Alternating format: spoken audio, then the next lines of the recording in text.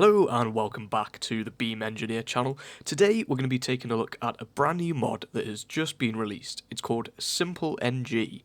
It essentially adds, well, I'll show you. This mod actually adds 50 new cars into the game, which considering the base game comes with, what, 20, 30 cars? It's pretty impressive. All of these vehicles are fully customizable as well, with loads of different options.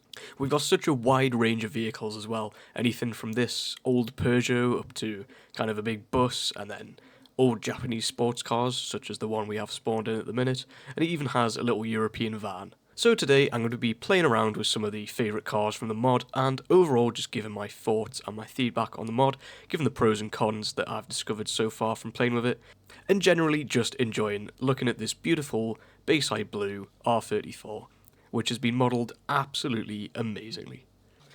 So I think for this particular car, it wouldn't be doing it justice unless we switched it over to nighttime. Okay, so here we go, this looks a lot better. Now, I have just noticed the street lamps aren't working. I don't know if that's always been a thing, whether BeamNG has just never had street lights, I can't remember. But let's head over to the main island and see if we have any street lamps over there. I mean, how cool does this look, crossing the bridge with those iconic lights on the back. I'm not sure how realistic the top speed and handling etc.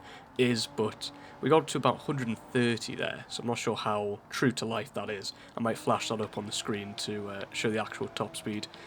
It seems to handle pretty well.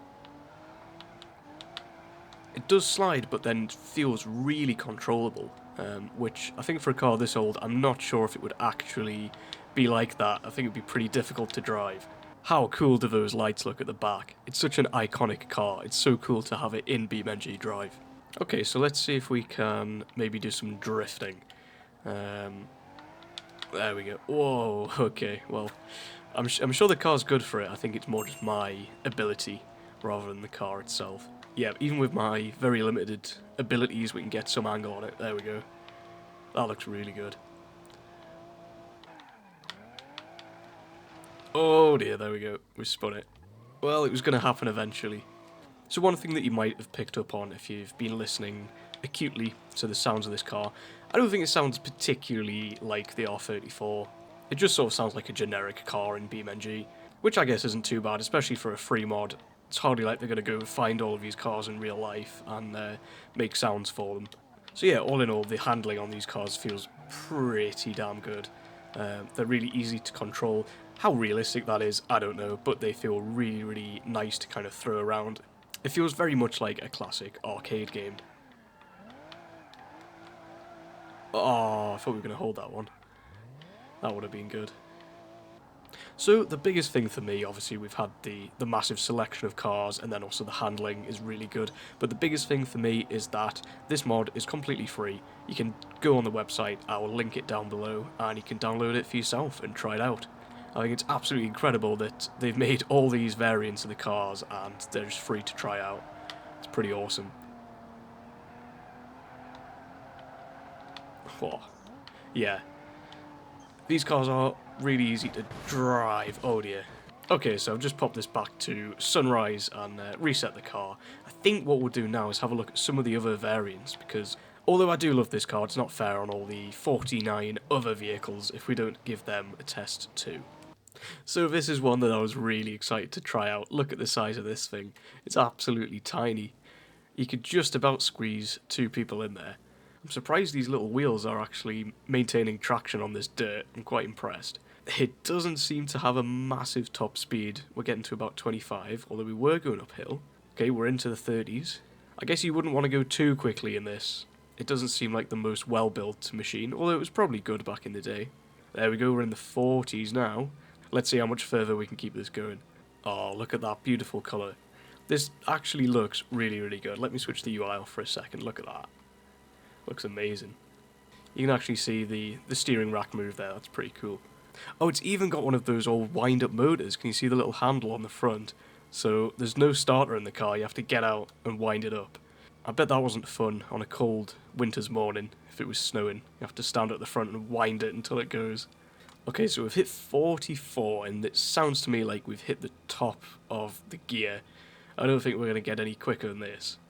But this is quite an impressive little car. Ah, okay, so I slammed on the brakes. It seems even for a vehicle of this era, it has anti-lock brakes because it didn't lock up at all. I guess that feeds into the kind of arcadey style handling. It's not going to be hyper-realistic, but more kind of arcade game-like. Okay, and just while I'm selecting the next vehicle, it's also worth mentioning that these vehicles can be used as traffic vehicles, so you can have them driving around the map. Okay, so here we have the bus. This is one that I was personally really excited about. Look at the size of it. It's cool. It's a double-decker. We've got loads of storage for our passengers. I can see a lot of use cases for this one. Okay, so I'm just having a look through the vehicle features. I think unlike the regular buses in BeamNG, I don't think you can like lower it and open the door, which I guess is fine. It just goes back to being the SimpleNG mod. Obviously, there's a large number of these vehicles, so they might not have all the regular little features that a BeamNG mod may have, which is absolutely fine in my opinion. But that does bring us on to the negatives about this mod. I've shown a few of the cars now and you can see how cool they are, but unfortunately they do not actually have a crash model. As soon as you crash them into anything, they just bounce back to how they were before. So I'll demonstrate by putting the bus straight into this. And you can see it kind of bounces off in a very arcadey style, which is what the mod is going for. It seems to be arcade handling, arcade crash physics, and that does also bring us on to the next negative, which is the interiors. And that negative is that there aren't any. As you can see, we're inside the bus and you kind of got an outline of seats. But yeah, nothing really in here, it's just dark, you can't see anything, which, you know, would be nice, but I think for the purpose of the mod, it's fine. It's supposed to be for traffic, or if you want to do some arcade-style racing, for which you wouldn't really use first person anyway, so I don't see it being a huge issue. Okay, so this was one I was really looking forward to having a play with. This is a proper old-school British sports car. This is a TVR Tuscan. This is the S, this is the chameleon paint, which I don't think quite looks right. Oh, no, you know what? No, it does. You can see the kind of purpley blue transition as you pan the camera around. That's pretty cool. It does sound pretty good.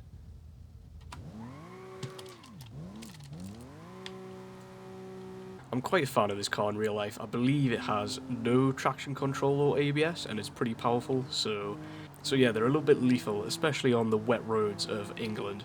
So let's just test out. I wonder if it has similar handling. No, yes, it does seem to handle pretty similar to the Skyline. I imagine a lot of these sports cars would just have the same handling line, which makes sense, to be honest, and it seems to have pretty similar speed. There we go. Oh, are we going to be stuck in that? Okay. Yeah, this is something I've found as well. Sometimes you do get stuck in objects with these cars, which is fine. The mod's only just been released. I'm sure they'll patch these things out, but we may have to respawn our car using the world editor. We'll just use this to move it over there, get ourselves unstuck. That is the F11 key for anybody that doesn't know how to open that. So yeah, the audio on this one does sound a little different, which is a nice touch. So yeah, let's just smash this into this pillar and see what it does. Yeah, so it just bounces it off, just like an arcade game, and goes back to how it was. Which, you know, if that's what you're looking for, that's pretty cool. And once again, as with all the cars, I believe there are no interiors. So if that's something that you're looking for out this mod, don't be disappointed, that's just the way it is. You do still have the hood camera, so there are different cameras you can use. So you have this one, and then you have the external one, and they're the only two you should really use, because I don't think it's particularly useful using the interior one. You can't see any gauges or anything like that, so you're better off just with the hood camera, which I quite like, or the exterior one. Okay, so maybe let's do a little top speed run, see how quick we can get here. So 130, this seems to be similar to the Skyline. I imagine they're using just a similar kind of performance package. There'll be the same car under the hood maybe. So yeah, just coming on to my main kind of critique of the mod, I feel like BeamNG is a game all about crashing cars, you know, the physics behind it, and if I wanted to play an arcade style game, I would probably just go and play one. I don't think I would load up BeamNG with the hopes of getting that arcade style experience. It's just not really what the game's about for me. I think it's absolutely awesome that you can do it if you want to. It definitely adds a lot of depth to the game and potentially some replayability. If you get bored of crashing the vehicles into each other and you just want to maybe turn it into a racing game or just have some more dynamic, realistic traffic, But yeah, for me, I think it's a bit disappointing not having the crash physics. For me, that's what I enjoy about BeamNG, that's what it's all about for me. So, on a personal level, I don't think I'll be playing too much of this mod. I can definitely see why a lot of people would absolutely love this. So yeah, as I say, this mod is completely free. The mod author has obviously put a lot of effort into this mod, and it does kind of transform the game. It does feel totally different, and for that, you have to give them full credit. It's obviously been a labour of love and a kind of passion project, and I give full respect to the mod author. I'll link the page down below if you want to go support them and download the mod for yourself. So that's it for this video. If you did enjoy it, please leave a comment down below and let me know and like the video. And if you want to see more content like this, please consider subscribing. I may do a follow-up, kind of a part 2, exploring some of the other vehicles, because I've only shown a very small handful in this video. So please let me know if you do want to see that, if there's interest for this. Thanks for watching, and I'll see you in the next one.